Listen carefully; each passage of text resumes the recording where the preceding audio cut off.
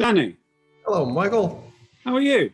I'm fine. It's nice to see you. Likewise, a pleasure. Michael Francis, thank you for being with me today. It's such a pleasure to be talking with you face to face over Zoom. It's been a long time since I've seen you in person, but you're one of my favorite conductors in America. I'd like to ask if you could take us through your program and tell us why you chose these pieces and what you hope to bring to Kansas City in this performance.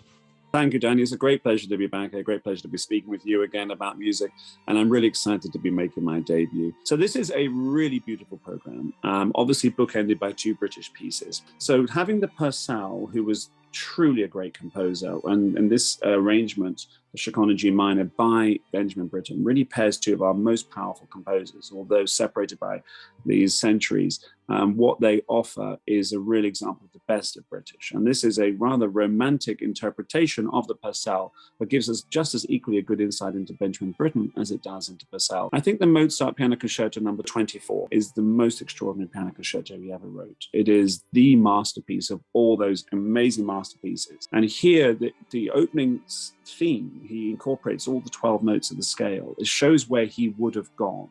He's writing in a more advanced fashion than Beethoven would do for many, many years after Mozart's passing. And all that he went through, forget that he had 6 children, 4 died, some at 2 months old.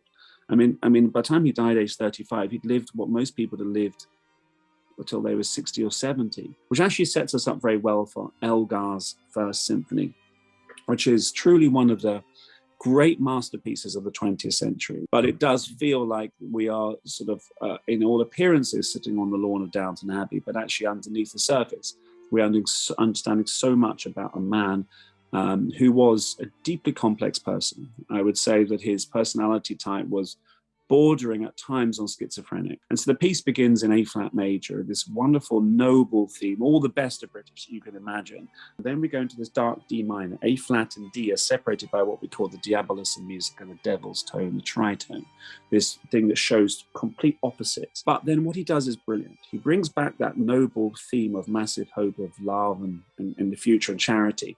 He puts it at the back of the strings. And it's such an incredibly powerful moment in live music when you hear it.